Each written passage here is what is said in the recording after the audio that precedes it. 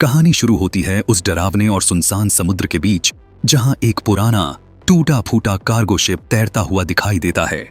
यह जहाज बाहर से जंग लगा, टूटा हुआ और मौत की गंध से भरा हुआ लगता है। मगर जैसे ही कोई इसके पास पहुंचता है, हवा अचानक ठंडी और भारी हो जाती है, मानो यह जहाज जिंदा हो। स्कैवेंजिंग टीम की कप्तान मर्फी और उसकी team Santos, leader, Munro, Dodge और क्रीग इस छोड़े हुए जहाज को ढूंढते हैं और इसे अपना अगला मिशन बनाने का फैसला करते हैं। सबको लगता है कि यह जहाज करोड़ों का माल लिए हुए है, जिसे बेचकर वे जिंदगी भर अमीर बन सकते हैं। लेकिन जैसे ही टीम जहाज के अंदर कदम रखती है, तभी से अजीब चीजें शुरू हो जाती हैं। जहाज खाली होने के बावजूद कदमों की आवाजें सुनाई देती हैं, दीवारों के बीच से धीमी फुसफुसाहटें आती हैं और पुरानी पेंटिंग्स में दिखते लोग एकटक घूरते नजर आते हैं। इसी दौरान टीम को एक प्राचीन स्टील रूम मिलता है, जिसमें सोने की ईंटों से भरे बॉक्स रखे होते हैं। हर कोई खुशी से पागल हो जाता है। ये गोल्ड हमें रातों रात राजा बना सकता है। लेकिन वही खुशी टीम की बर्बादी की शुरुआत बनती है। गोल्ड मिलने के बाद रात में अचानक जहाज अपने आप रोशनी से चमक उठता है। टूटी हुई दीवारें चमकदार हो जाती हैं और जहाज ऐसा दिखने लगता है जैसे बिल्कुल नया हो। अचानक 15 साल की एक लड़की केटी मर्फी के सामने प्रकट होती है, सफेद गाउन में, चेहरा पीला और आंखें डरी हुई। केटी कांपती आवाज में सब सच बताती है। यह जहाज कभी दुनिया का सबसे शानदार क्रूज था, जिसमें 600 से ज्यादा यात्री सफर कर रहे थे। लेकिन एक रात जहाज के कुछ क्रू मेंबर्स ने यात्रियों को गोल्ड के लालच में मारना शुरू किया। वह रात खून से भरी चीखों और मौत की दहशत से भर गई थी और उसी रात केटी को उसके कमरे में ले जाकर फांसी पर लटका दिया गया। इस कत्लेआम के पीछे था जैक, जो असल में इंसान नहीं था, बल्कि एक ऐसा राक्षस जो इंसानों की आत्माओं को कैद करके अपनी ताकत बढ़ाता था। उसने 600 आत्माओं को गुलाम बना लिया और जहाज को एक जाल में बदल दिया। केटी मर्फी की आंखों में देखते हुए कहती है, जब तक गोल्ड इस जहाज में है, कोई आत्मा आजाद नहीं होगी। मर्फी यह सुनकर हिल जाती है। मर्फी दौड़कर अपनी टीम को बताती है, लेकिन अब बहुत देर हो चुकी होती है। जैक शिप को फिर से चालू करने के लिए इंजन रूम में काम शुरू कर चुका था। जहाज अंदर से बिल्कुल नया चमकने लगता है। सैंटोस जैक के जादू में फंसकर मर्फी पर हमला करता है। जैसे तैसे मर्फी जान बचाकर भागती है। वह लीडर को ढूंढती है, जो मरने की हालत में टैंक के अंदर बंद मिलता है।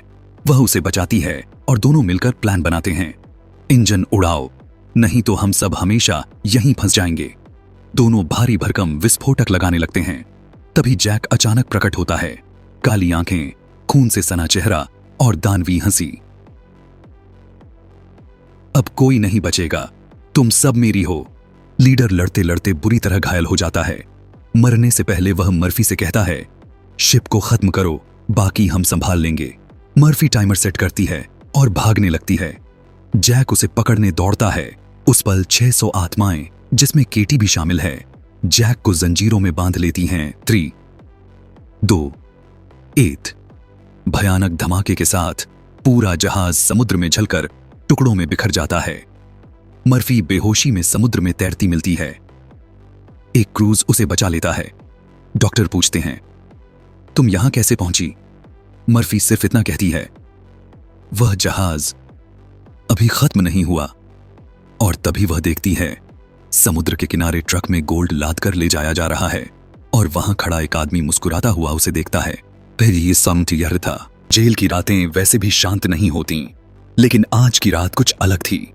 हवा में बारूद की महक थी, जैसे तूफान आने से पहले का सन्नाटा। गार्डों के कदमों की आवाज भी कांप रही थी। किसी बड़े खेल की आहट साफ सुनाई दे रही थी। आर्यन अपने सेल में खड़ा खिड़की पर जमे बर्फीले कांच को छू रहा था। उसके हाथ कांप नहीं रहे थे, क्योंकि उसे डर नहीं, गुस्सा था। पिछले कई हफ्तों से वह सिर्फ देख और समझ रहा था। हर गार्ड की चाल, हर कैमरे का ब्लाइंड स्पॉट, कौन कैदी किसके लिए काम करता है, और सबसे जरूरी, कौन इस जेल का असली मालिक है। अचानक पूरी जेल की बिजली झिलमिलाई और पूरे परिसर में अलार्म चीखते हुए गूंज उठा। लाल रोशनी सारी दीवारों को खून की तरह लाल कर रही थी। कैदी अपने सेल की सलाखों पर धड़ाधड़ चिल्लाने लगे, क्या हो रहा है? किसी ने सिस्टम हैक किया है। गार्ड भागते हुए चिल्ला रहे थे, सभी यूनिट लॉक करो, कोई भी अपनी जगह से ना हिले। लेकिन पागलपन की शुरुआत तो अभी हुई ही थी। कुछ दूर ब्लॉक बी में अचानक भारी धमाका हुआ। कंक्रीट का छत फट गया धुआं हर तरफ फैल गया और उसके बीच से बाहर निकला एक हथियारबंद समूह। चेहरों पर मास्क, हाथों में ऑटोमेटिक गने, जैसे मौत ने खुद दरवाजा तोड़कर जेल में कदम रखा हो। आर्यन ने पहली बार उनकी आंखों में देखा, कोई डर नहीं, कोई झिझक नहीं, सीधा एक मिशन। गार्ड जवाब देने की कोशिश करते, उससे पहले गोलियों की बारिश शुरू हो गई। कई गार्ड धड़ाम से जमीन पर गिर पड़े। चीख, धुआं, गोलियों की आवाज, हर तरफ सिर्फ मौत का नाच। उसी पल एक नकाबपोश आदमी आर्यन की सेल के सामने रुका। चाबी से नहीं, एक इलेक्ट्रॉनिक डिवाइस से उसने लॉक ओवरराइड किया। दरवाजा खुला और उस आदमी ने कहा, चलो आर्यन, समय खत्म हो चुका है। आर्यन कुछ पल उसे देखता रहा। उस आवाज में उसे पहचान मिली, एक पुरानी याद, एक ऐसा रिश्ता जो वह सोच चुका था कि मर चुका है। यह वही आदमी था जिसने उसे फंसाया था और अब वही उसे आज आजाद करने आया था। आर्यन की आंखों में आग भड़क उठी। वह धीरे से बोला, तुमने मेरी जिंदगी तबाह कर दी और आज मुझे छुड़ाने आए हो? वह आदमी हल्की हंसी हंसा, जैसे सब कुछ पहले से तय हो। तुम्हें अभी पूरी कहानी नहीं पता आर्यन। सच जानना है तो मेरे साथ चलो, वरना अगली गोली तुम्हारे दिल में जाएगी। बाहर का हंगामा बढ़ता जा रहा था। ड्रोन ऊपर घूम रहे थे, स्नाइपर टावर सक्रिय हो चुके थे। समय खत्म हो रहा था। आर्यन ने गहरी सांस ली और अपने कदम बाहर रख दिए। उसने पीछे मुड़कर उस जेल को देखा जिसने उसकी जिंदगी निगल ली थी और खुद से वादा किया, अब किसी को नहीं छोड़ूंगा। जिसने भी इस खेल को शुरू किया था उसकी दुनिया जला दूंगा। और इसी के साथ असली कहानी की शुरुआत हुई। जैसे ही आर्यन सेल से बाहर निकला, ठंडी हवा उसके चेहरे से टकराई। वही हवा जो कभी उसे कैद में दम घोंटती थी, आज उसे आजादी की पहली महक दे रही थी। लेकिन यह आजादी फूलों की खुशबू नहीं थी, यह थी खून और बारूद की मिली-जुली बदबू। पूरी जेल का माहौल अब युद्ध भूमि बन चुका था।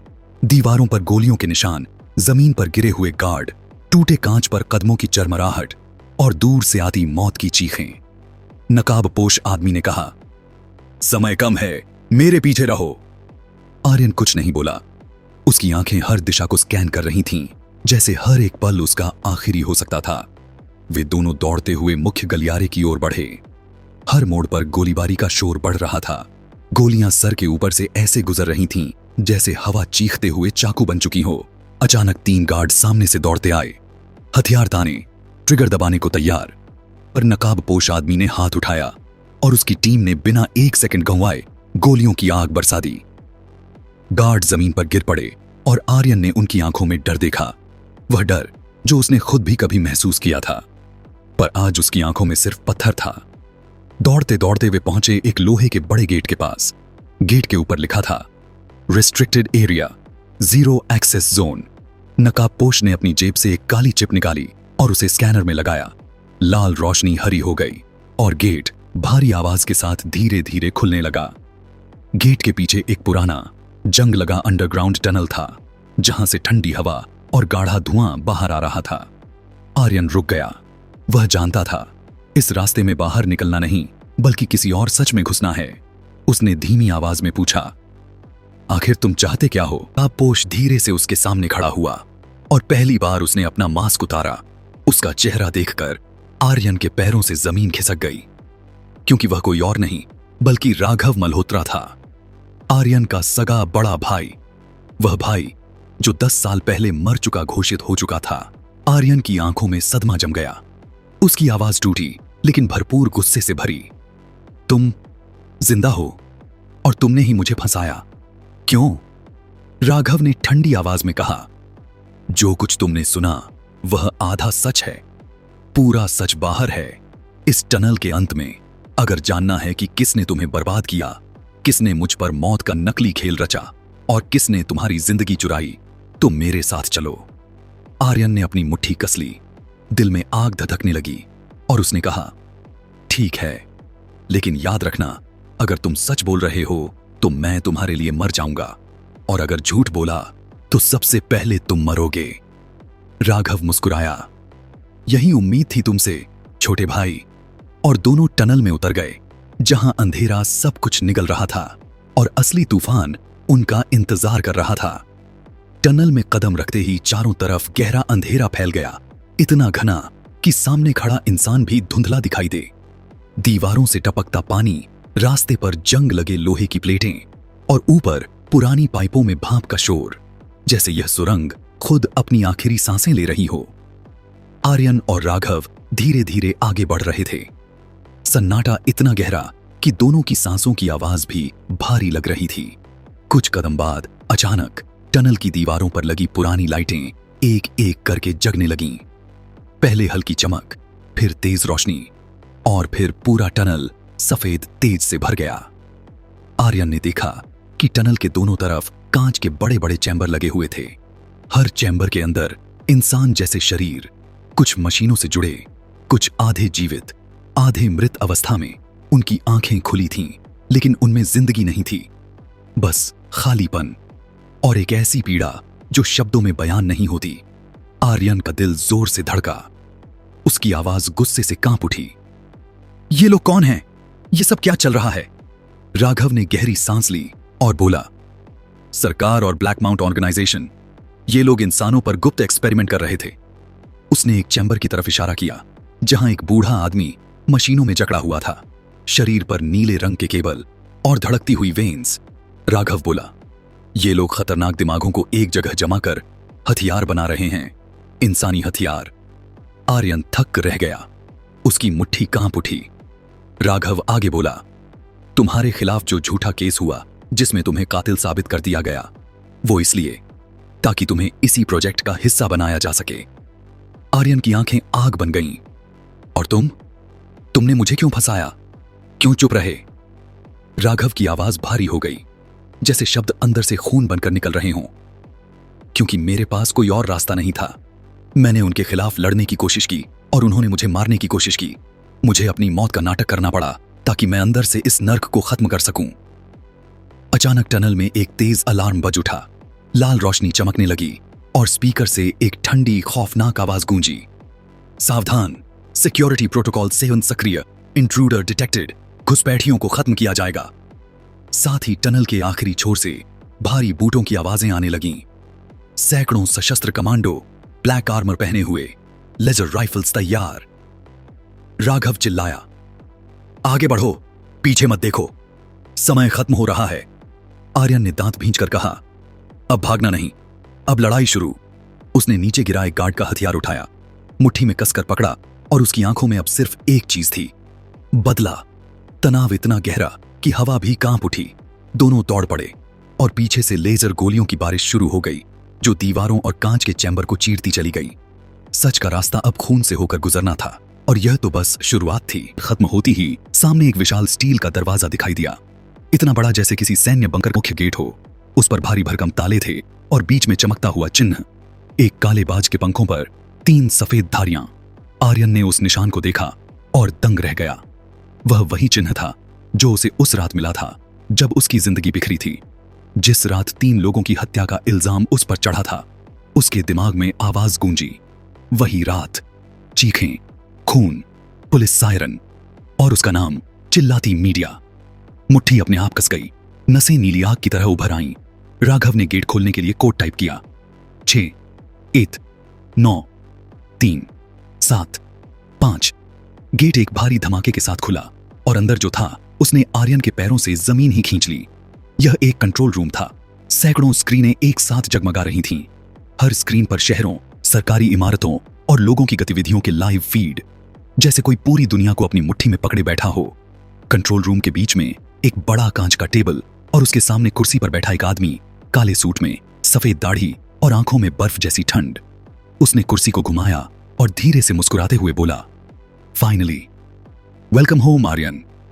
आखिरकार घर में स्वागत है आर्यन। आर्यन की सांस रुक गई। वह आदमी और कोई नहीं बल्कि कबीर सिंह राठौर, भारत का सबसे शक्तिशाली बिजनेस टाइकून और एक समय में आर्यन के पिता का सबसे अच्छा दोस्त। आर्यन की आंखें गुस्से से लाल हो गईं। तुम ही थे जिन्होंने मुझे फंसाया, मेरी जिंदगी बर्बाद की। क्यों? कबीर धीरे से हंसा, जैसे शेर अपने शिकार को देखते हुए हंसता है। क्योंकि तुम्हारे पिता ने इनकार कर दिया था। वो इस प्रोजेक्ट का हिस्सा नहीं बनना चाहते थे और हम उन लोगों को जिंदा नहीं छोड़ते जो रास्ते में आते हैं। आर्यन का दिल चीर गया। तो मेरे पिता की मौत? कबीर ने सिर झुकाया जैसे कोई मजाक हो। एक्सीडेंट नहीं, मर्डर था। कमरे की हवा ठंडी नहीं, बर्फ बन गई। आर्यन का खून उबलने लगा। राघव ने आगे बढ़कर कहा, हमारे पिता ने सच सामने लाने की कोशिश की थी और उन्होंने हम दोनों को मारने की कोशिश की। कबीर फिर हंसा। और क्या कर सकता था मैं? तुम लोग दुनिया बदलना चाहते थे और मैं उसे चलाना। वह उठा, करीब आया और बोला, आर्यन, तुम खास हो। तुम्हारा दिमाग, तुम्हारी ट्रेनिंग, तुम्हारी हिम्मत। मैं तुम्हें खत्म नहीं करना चाहता था, मैं तुम्हें इस्तेमाल करना चाहता था। आर्यन एक कदम करीब आया, आवाज कम लेकिन मौत की तरह ठंडी। लेकिन तुमने गलत सोचा। कबीर ने संभल कर कहा, अगर अभी भी समझदार हो तो मेरे साथ मिल जाओ, दुनिया हमारे कदमों में होगी। आर्यन मुस्कुराया, लेकिन वह मुस्कान कब्रिस्तान की खामोशी जैसी थी।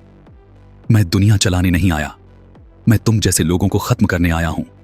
इतने में गेट से भारी हथियारों से लैस सुरक्षा बल अंदर घुस आए। लेजर गनें तनी हुई, चारों तरफ मौत की दहाड़।